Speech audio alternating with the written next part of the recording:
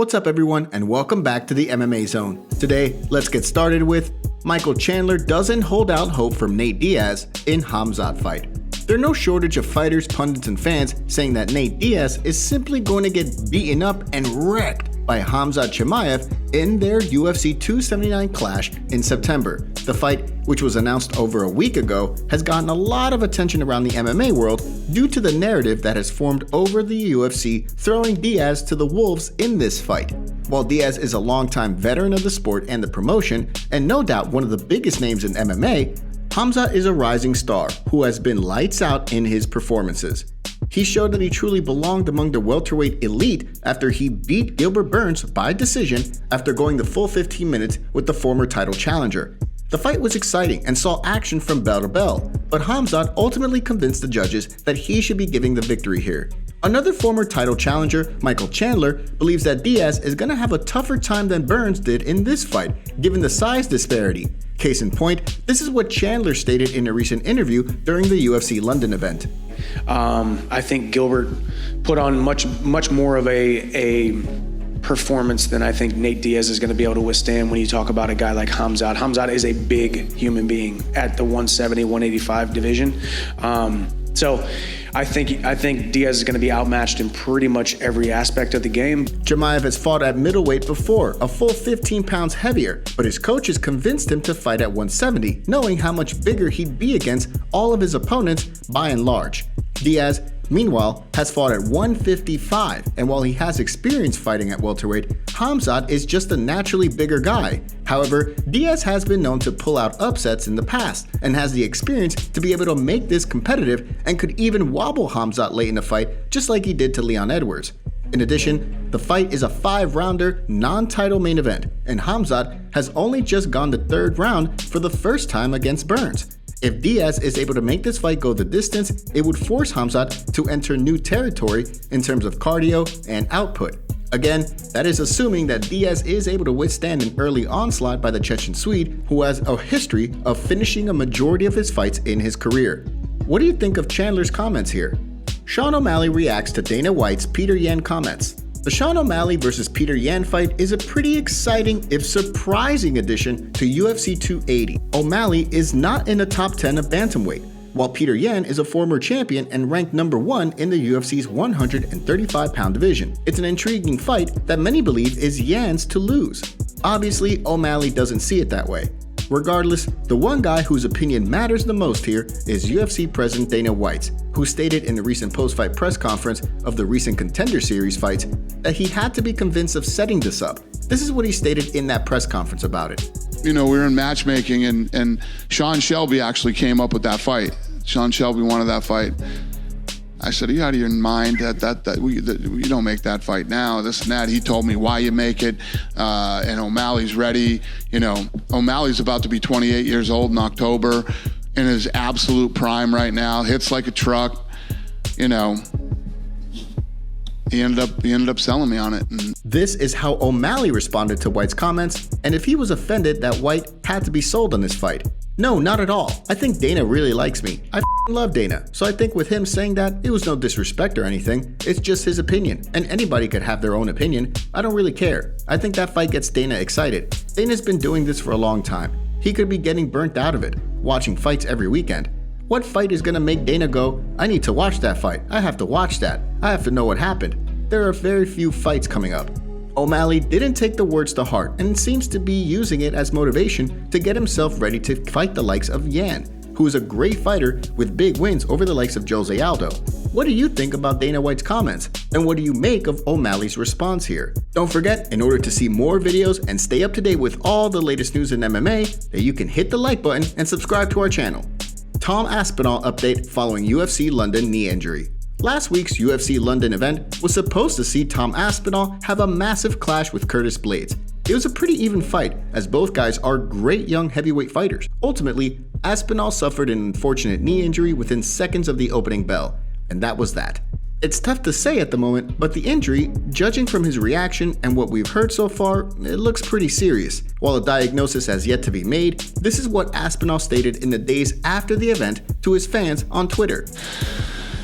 Now, anybody who's got knee problems knows that in order to have an MRI scan, an accurate MRI scan, you need to let the swelling go down.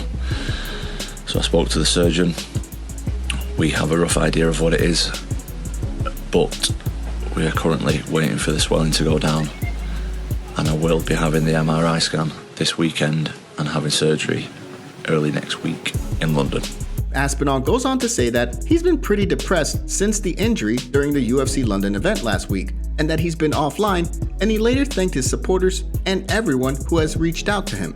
It's a real disappointing setback for the Brit, who was on a roll with an 8-fight win streak, 5 of them in the UFC, and 7 of them finishes in the first round. He's ranked 6 in the UFC at the moment, but one could assume he'll be ranked lower once he does return to the octagon, whenever that is. Still, he's an exciting young fighter who will no doubt be able to make some noise upon his return, likely next year.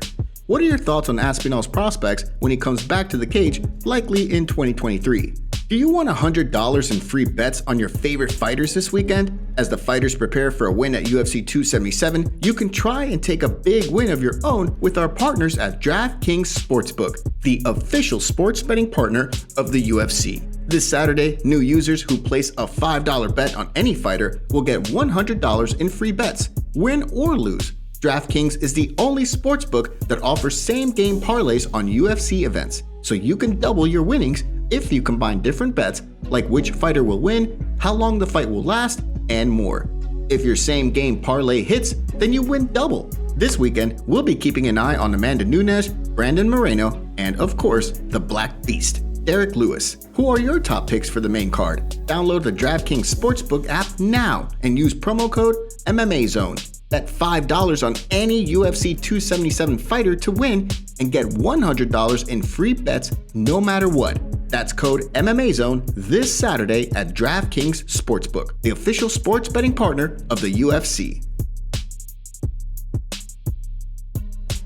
Curtis Blaydes doesn't know why Jon Jones is angry with him. Number 4 ranked heavyweight Curtis Blaydes is now on a 3-fight winning streak after logging a win over Tom Aspinall last weekend at UFC London. Aspinall suffered a knee injury very early in the fight, before both guys even got to settle in. It was an anticlimactic ending to the heavyweight main event, but Blaydes and Aspinall, they both took it in stride.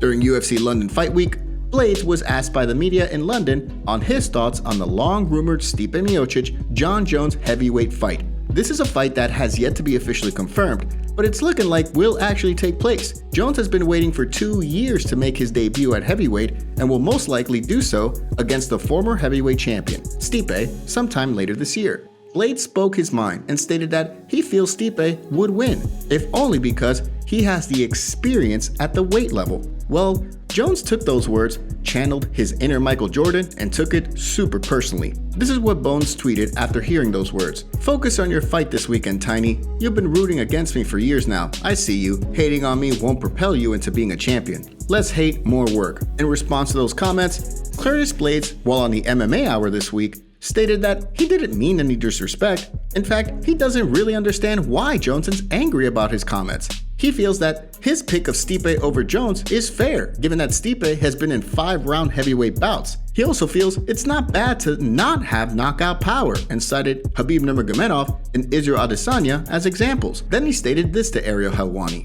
"I don't understand why he took such offense to what I said, but I'm over it. I don't feel like I said anything like super disrespectful or super aggressive.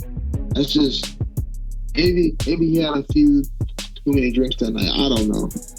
While Jones vs. Stipe has yet to be confirmed, Blaydes is looking to set up his next fight to get closer to a heavyweight title shot. With a 3-fight win streak and a number 4 ranking, it stands to reason that he could be tipped to fight in a title shot eliminator sooner than later. But given that the Aspinall fight ended the way it did, not because of Blaydes, he may have to wait a bit to fight and solidify his case for a title shot. But what do you think of this whole situation regarding Blaydes and Jones? And do you think Jones took it personally?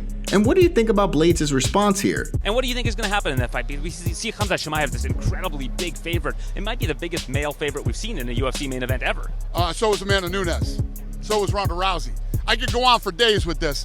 This is a sport where nobody is that big of a favorite. Anybody can win at any given time. And the one thing, that you saw in the Gilbert Burns fights, let's not forget this about Khamzat Chimaev. As badass as he is, as explosive, all the things that he's done, he doesn't have all the experience that all these other people have. Nate Diaz is durable. He's been in there with everybody. It's his last fight going out. Nobody is that big of an underdog. Dana White calls BS on the Floyd Mayweather-Conor McGregor rematch. August 2017 saw one of the biggest combat sports events in history as legendary boxer Floyd Mayweather fought MMA superstar Conor McGregor in boxing. The whole thing was a massive spectacle, propelled by a promotional world tour that led to one of the most lucrative fights of all time. McGregor ultimately went to the 10th round with Mayweather, but the American took the W with a TKO in that round. It made McGregor a very rich man, certainly the wealthiest in MMA. It's been 5 years since that fight, but now, thanks to rumors from several online tabloids, there's talk that a sequel to this fight could be in the works. UFC President Dana White doesn't believe a word of it, and said as much during the recent post-fight press conference for the Contender Series. All bull. Those guys are just talking on social media like they do. The Daily Mirror, or whatever the hell that tabloid is called, is full of the. White went on to joke that he would have to have dementia in order for him to get involved in that rematch. At the moment, McGregor is preparing for a presumed return to the octagon sometime later this year or early next year. What are your thoughts on Dana White's reaction to this bit of quote news? And do you think this is actually in the works? Today's video was packed with some juicy stories from the fight world. What are your thoughts about what's going on in MMA? Don't forget to smash the like button and subscribe to the MMA Zone to see more videos just like this. See you next time.